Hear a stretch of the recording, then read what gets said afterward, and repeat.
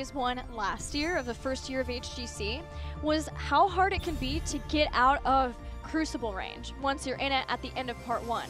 And the reason being is if you get put into that spot, you're facing matchups from the last part. So even if you win a head-to-head versus a team, if they got the head-to-head versus you in part one, then all it does is nullify that. And then you're back to your matchups and you're back to the games, the amount of games that you've been able to win. So it can be really difficult to try to break out of those positions. In fact, we watched superstars try to make it out of 6th place position into 5th versus B-step, or like 5th into 4th, for like the entirety of part two. It was just like they just could not, they kept being tied, and because of that darn head-to-head, they just couldn't get there.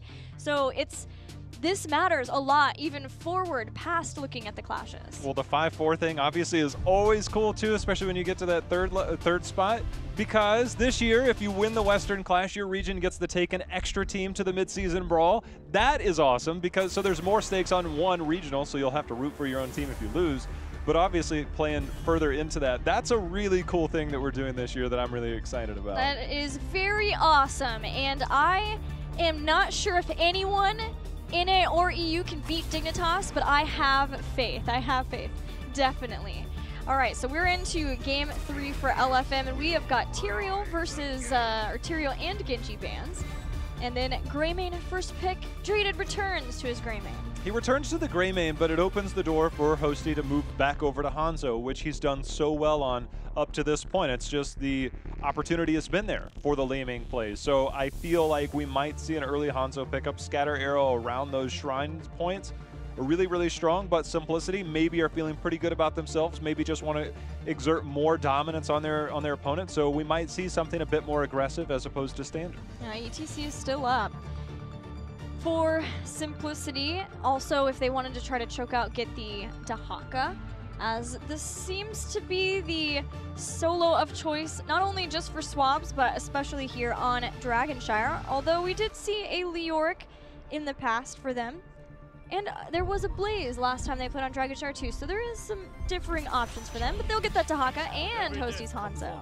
Yeah, the Dahaka, I'm glad you brought that up. I think that is a big part for this, is denying it from that of Swabs, but picking it up for you, as you said, it's been a favorite for Urho. But if Simplicity does opt to go for those early camp invades, you can utilize that global. So will Falstad come into play here? Will we see Blaze going to be that other solo laner? You know, Malthael's kind of been there for LFM, but it actually hasn't had too much. Actually, Malthael has not been there, excuse me. They had that weird triple melee setup, yeah, and that wasn't quite, that wasn't quite Swab. So it seems to be a bit more standard when they do go into that solo lane. So the Blaze, is it a high priority enough before second ban, or does Swabs have a few more things that he can kind of run? I would say if they feel like Simplicity is going to play Dragonshire the exact same way that they did versus Heroes Hearth, they're probably going to want that, because Simplicity pulled a Tempo Storm and played Kerrigan here. They'll get Johanna and Malfurion instead, so they're going to leave that open until they can see, or they feel like they know what they're expecting with Dahaka, and they can leave that open and figure out what they want for the solo lane. This also has a very stable 3 picks for LFM. They have the Greymane, but then also tank and support. I think what this could potentially set up is the Cassia that you had mentioned when we started this series. You get the blinds from Johanna. She does well in this battleground to basically sustain around those control points. You can also have a bit of control. Johanna can hold against that front line. We've seen them ban out ETC, but Johanna does well potentially against ETC. Tracer being banned out. Tracer, obviously, when you see Malfurion, you have to consider Tracer. That's kind of why the name of the game going forward. But I think that opens the door for the Cassia pick. I think it really does. Would be really nice too if Simplicity ends up going into a lot of melees because of the charged strikes, the ball lightning. You've got Condemn as well as the blinds to enable the Cassia, as you mentioned. Simplicity are willing to risk it, willing to risk the Tracer. Instead, they take out the Tychus. Nope, Tracer, they changed back. Just Last kidding. Minute. Just kind of playing around with a few things. LFM could go for a support choke. Could try to take away ETC here. Well, when we talked about the Cassia, it's almost one of those things you'd almost be okay if they want to go Uther Hanzo. That opens the door because Uther doesn't deal well with the AoE damage, charged strikes. So that was just another layer to that if they do just focus on taking care of the front line or choking out some of the more AoE style heroes like a Lucio. Yeah, Lucio, that was the first K1 Pro Lucio game that we had on Battlefield of Eternity of all of this part.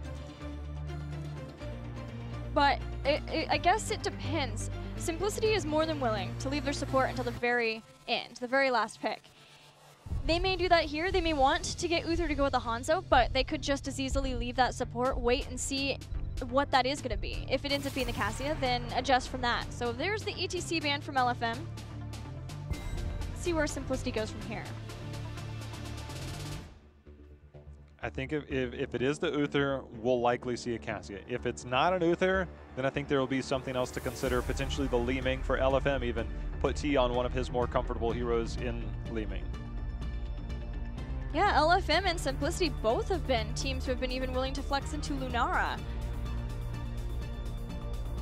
So there's a lot of opportunities, a lot of options now for LFM. I think this is probably their best draft so far. They are very well-rounded. They haven't really allowed Simplicity to choke them out too much in any of the roles. Even for Simplicity, feeling like they needed to ban that Tracer from the Tracer Malfurion keeps them from being able to, or going down the rabbit hole for their solo lanes. And we know Swabs, he plays a lot of different heroes. I think Zuna's just in comms right now. Like, look, guys, I got to play Greymane, I got to play Tracer. Please don't put me on Tassadar. Give me Kerrigan. Just something. Lucio Stitches. Aha! This was played by Heroes Hearth? No, Freedom. Yesterday, the gorge and run away strategy. Zoom zoom on, on some roller skates. Kidnapping with the Lucio and the Stitches. And it saves the Zuna pick. It does, but I don't know. I mean,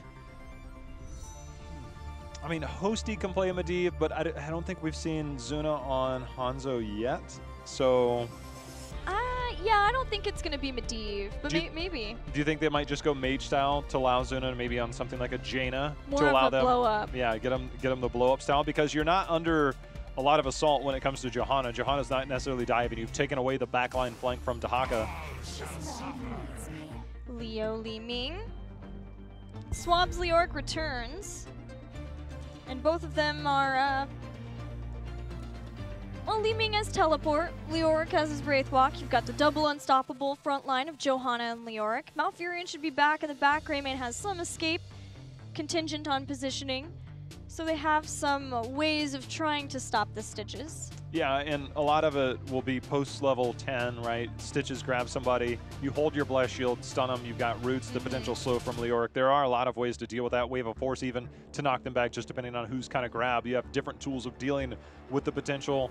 But as we had mentioned yesterday on many Stitches games that we had spring up on us, all it takes is one.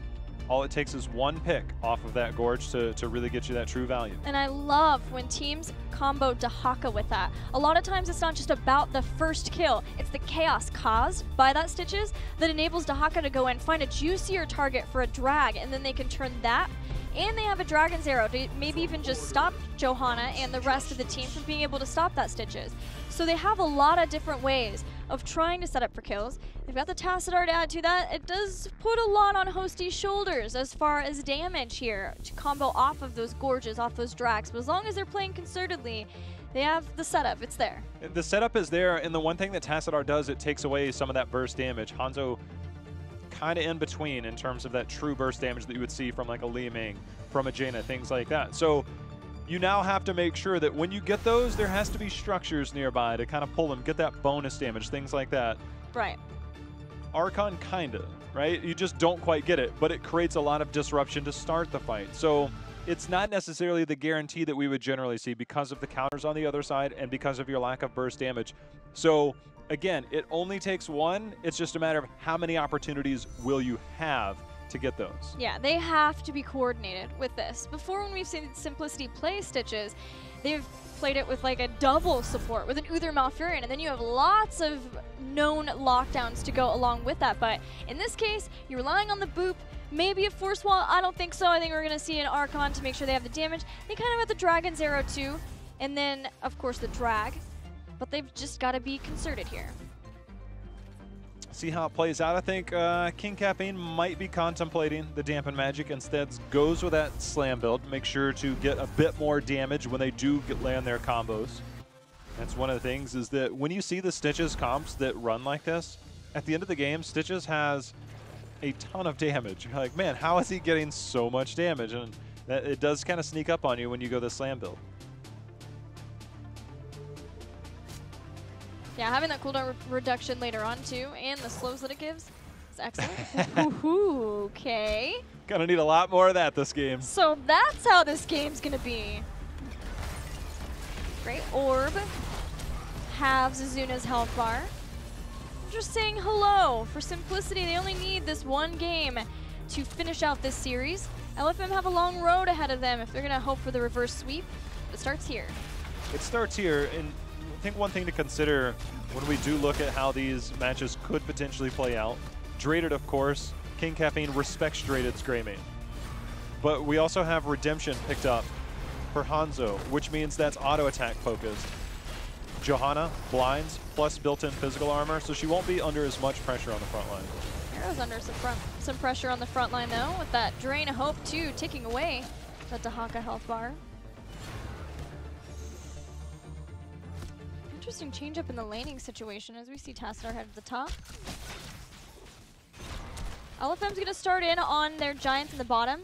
Before, in this kind of situation, we've seen them be willing to make an adjustment and go for bruisers first when they feel like they're under a lot of heavy pressure. But in this case, not feeling like that, knowing it takes a while until you even get the serrated arrows from Hanzo, where you can really start to shred through camps and maybe be able to go in and quickly steal them away. They're going to keep their Leoric down in the bottom along with that camp and start to get the damage going versus these towers.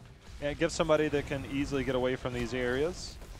Holds his Wraith Walk, but you know, we saw a change up in their approach when they played Tempo Storm LFM last night, and it kind of revolved around them prioritizing their Knights first and then moving around, playing a little bit different. Here, they grabbed their Siege Giants, rotated Leoric down, so I like the fact that they're coming in with a strategy, a macro-style strategy. Then they'll look to push in. The Greymane in the top lane has incredible siege potential, especially under those Knights. So it'll be up to them. King Caffeine, let's see if he looks for... No, they're going to go up and defend. I think they have to. Yeah, they don't want to take too much structural damage here in the top lane with that Bruiser camp. Simplicity can clear this out quickly, maybe even look to get a pick, as Draded is the prime target for that. Not doing so, not getting that, they just take out the rest of this camp, then maybe rotate down and be able to get their own. But LFM, they have some options at this point, starting to head down to the mid. They can try to push in there with their Greymane. Now the Greymane just kind of opening things up ever so slightly on these. You can see the shields coming in from Tassadar, obviously trying to maintain whatever health you can out of that. It's good plays by LFM to try and force the rotations. Controlling the pace sometimes early game kind of forces a different style of thinking. And right now, LFM is controlling the pace of this game through the camps, through the rotations, through their potentially superior clear when it comes to Greymane. They just haven't been able to capitalize and do much with it because Simplicity's been responding well. Yeah, it also opens up maybe a place where suddenly somebody is vulnerable. Somebody is, oh, just like that. Jeez, Draded. Where somebody is vulnerable, you're causing a team to respond to you. They have to send people back and forth. Generally, it's Dragonshire, so you need to have some presence in every single lane.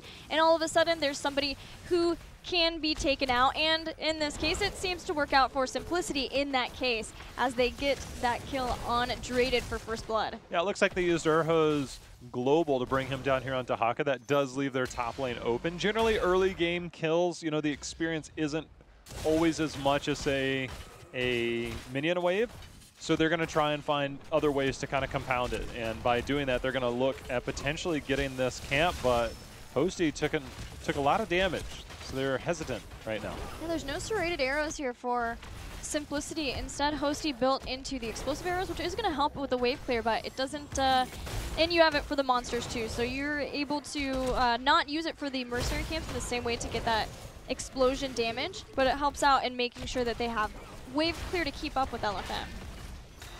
Biggie going in, controlling the front line while the rest of his team clears the night camp. Good control so far.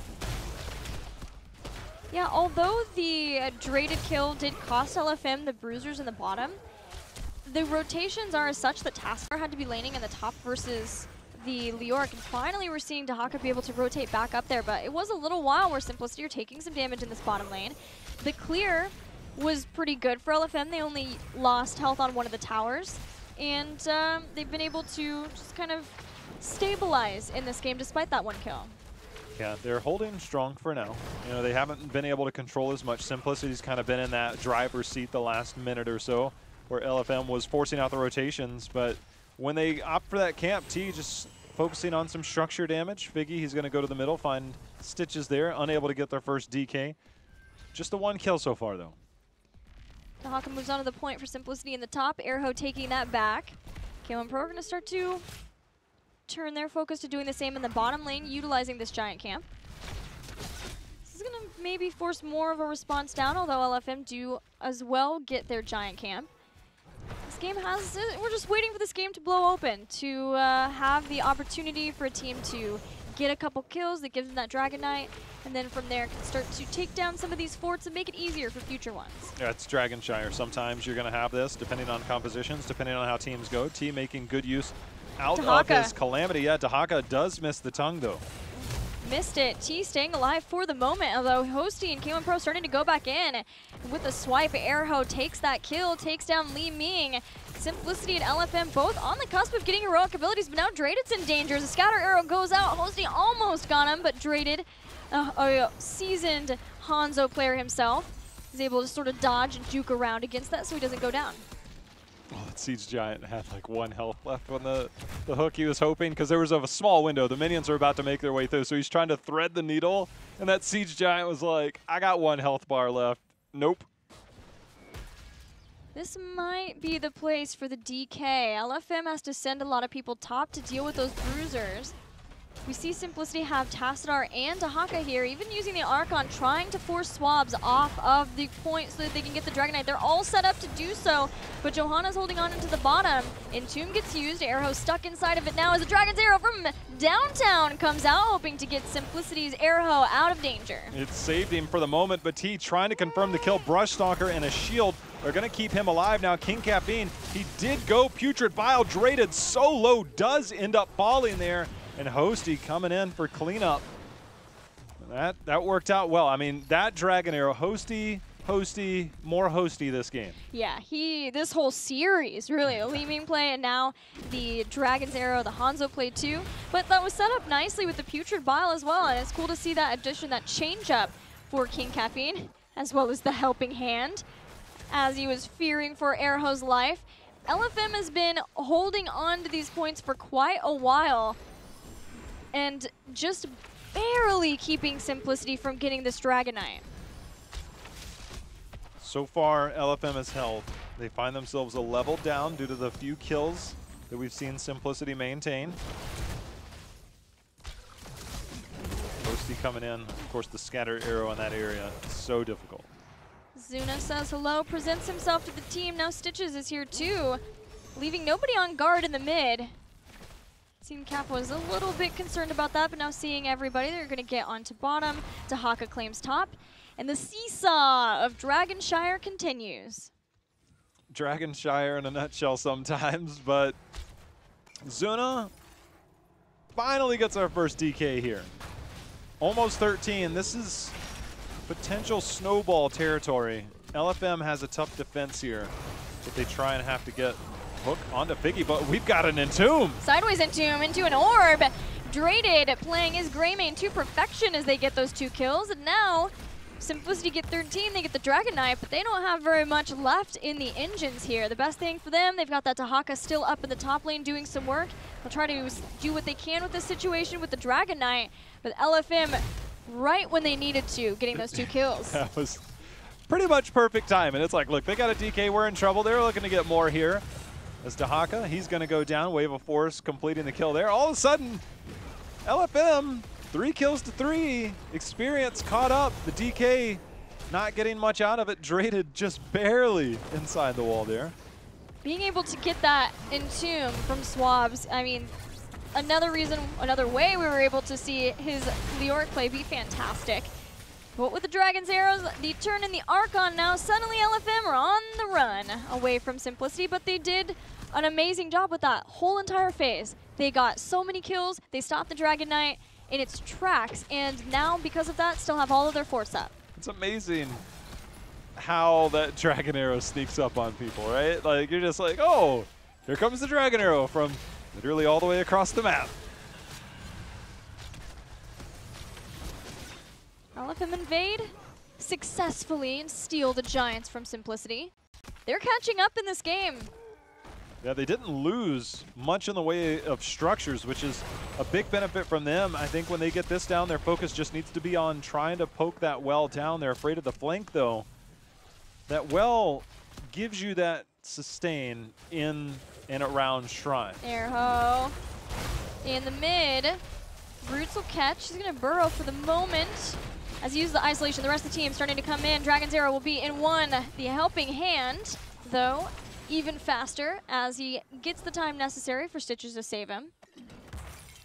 This is a comp that is much different for Simplicity. It is not at all how they played the last Dragonshire game versus Heroes Hearth, and it's not how they've even been really playing before, right? It's a lot more on trying to win this wave clear game, get the rotations in, and it's proving to be a lot more successful for LFM to keep up with that. It is. The lack of aggression in the composition when you run the Hanzo Tassadar, especially with the Stitches where you're pulling the fight to you instead of hard engaging, is a bit different. So LFM holding in for now. They even it up with those 3 kills. It's up to them to try and create something as well. They haven't necessarily been the main initiators. That's one way to initiate as they chunk to about half of Zuna's health bar. Simplicity abandoned getting the bruisers in the bottom in favor of trying to get a fight with the hook. It's the aware. He's going to get chased down, goes into an ice block, still has Twilight Dream, knocked out of it with a brilliant boop from K1 Pro. And a second kill claims the life of Johanna, and Simplicity with those 2 kills. Top still taken by LFM. That will buy some time. LFM have been doing pretty well at slowing down Simplicity from getting these Dragon Knights, but as these respawn timers get longer, it gets harder. It was really fun the way that, you know, we saw King Caffeine use his Putrid Bile. Zuna got hit, and then he created a wall, basically dared somebody to walk through that wall. So it forced kind of that weird choke point, either around the Shrine or it forced LFM back. So it was a small, and it kind of looked weird at first, but when you look at the larger implications, it looked good. And then K1 Pro, of course, as you said, the boop onto the Twilight Dream might have been able to keep one person alive had he done that, but good awareness overall by Simplicity. Just, look, you lost a little bit in the Tassadar, but then they turned it around instantly by just heads-up veteran-style plays. Yeah, even if the aware had gone down there, using Twilight Dream, if people were really grouping around hoping to get that kill on Malfurion, that's a possible place where you can use either that go for the throw or Li Ming herself to start getting resets. You soften up so many of those health bars in hopes that even if I go down, we might be able to get some counter kills off of this. And those kinds of counter plays within your own role, those are things that you look for with experts within their role. So that's why I'm just so excited to see K1 Pro pull that off, since he is very new to the supporting role. Got the boot away. Iron Skin is available. Li Ming trying to return some of the damage, but Figgy in the back. He's going to go down as the Dragon Arrow hits onto multiple people. We've got an isolation as well onto Malfurion. He finally gets the Twilight Dream out, and they get the kill onto Stitches. That's exactly what I was talking about. Draded goes in and takes that kill. Now he's trying to get away, though, because Johanna has fallen in a boot. Right in the boot. Takes out Swaps Magoo. 3 kills, but that's what I was talking about with the Twilight Dream, and then Draded able to go in and get that 1 kill. Airho played fantastically that fight too. He stalked in, the hook hit Johanna, she used Iron Skin. Instead of using drag right away from that, patience. He just body blocked instead, body blocked, knew he didn't need to use any of those things, instead turns around, gets the isolation on another target to give them the setup for the next kill, and that's what we're talking about with that Stitches into Haka interplay. The play is definitely paying off. They got 1 kill there, did LFM, but things trending in favor of Simplicity as they've now got a level and a half, almost 2-level lead here. They will play the 20 game one more time, will Simplicity. Gilly, however, this is the part where we've seen LFM a handful of times, several times in fact, to where they find themselves down. They recognize that they're going to get choked out in terms of experience, in terms of those talent tiers. Will they be willing to pull the trigger? They're looking to move in. They did it on Dragonshire versus Gale Force Esports, and that was the start of the turnaround for them to end up winning that series. If they're going to light up, they got to light up again and light up soon, as Simplicity are quickly approaching that level 20. LFM are going to get mercenary camps in the bottom lane in hopes of, if nothing else, just stalling out that Dragon Knight with Simplicity a little bit longer and let them try to climb back into 20. I mean, they're looking for a fight, though. Leoric is already moving in. Zuna is out, does have his Archon, so he's got double dimensional shifts. The hook, however, lands onto Draded, gets pulled in, going to be healed up for the moment. But 20 is here for Simplicity. And LFM just now moving back to lanes. They're going to have a hard time delaying it. I mean, they're going to do everything that they can to delay to get to 20. The good thing for them is their keeps haven't been assaulted, and their keep walls are still pretty healthy. So if they can just play 2-3 minutes down the road, you might give up a keep, but it's not the end of the world. LFM were looking to see if they could catch Airho in a flank. A 5v1 is still going to be favorable even without 20 to get that, but they didn't get it, and now the rest of Simplicity is here. Dragon's Arrow out. The Contagion catches several of LFM, and as the sound barrier goes down, as Simplicity charges forward, they take out Johanna, swabs into the Wraith Walk now as he gets back out using that reset. Thanks to Royal Focus, he makes it out. Only Johanna dies, but it's enough to push out all of the lanes. Simplicity can head back in hopes of getting the Dragon Knight. This should be, although Zuna, gotta be careful. His Archon, Infinite Archon, he is ripping through T. Draded trying to go in. The Aware comes out with the Twilight Dream, and Draded trying to take Zuna down. Zuna is so low right now, but somehow surviving. The shielding, the heals. T comes back in to help out with the assist. It gets the kill. Now looking for more for the resets as he takes down another one. K1 Pro is in danger. Dodging with the wall ride. The cocktail, but with the speed out and a sliver of health, K1 Pro survives. Wow. LFM somehow, Gilly, always finds a way. I don't know what it is that they have within them, but it is something we should all aspire to have. These comeback mechanics. 6.5 out of 10 is tattooed all over them. They find a way to get back in these games. They get the kills, they'll find themselves 20. They do not give up a keep, and they are still very much in here. Forget love finds a way. We're talking about LFM finding a way, and they have found their way to 20 and even to stop another Dragon Knight from Simplicity getting the success that Simplicity would like. And that's all about taking advantage of the time that they know Simplicity felt safe. They felt like they had all the control of the map. They could spread out and not be fearful of LFM. And LFM stands strong together. Those two damage dealers working together, Draded to save T, and then T coming back in there too. It was awesome to see. Yeah, I believe that 5 of their 6 kills or 6 of their 6 kills were all right as Simplicity grabbed the DK. Exactly. Like literally the moment they grabbed it. LFM, that's where all of their successes come. So clearly you give up another Dragon Knight so you can win the game, right? Pro moves right there. Special tactics. Hard to argue with that logic. You know what also works sometimes? A good old-fashioned party bush. LFM with that buried alive. If Simplicity had grouped up, gonna be a lot of sad, silent people inside of that. Aware dodges the hook. LFM are grouped up in a prime spot for a Dragon's Arrow. I got a little scared there. Yeah, they get the camp. But they're taking away all the control points that Simplicity could possibly have by stealing those camps. There is one that they'll have to respond to in the top. Leoric should be able to take care of that. Plenty of time before the next Shrine phase. So LFM playing on a neutral battleground for at least a little while. They still have a long way to go because they have not taken down a fort.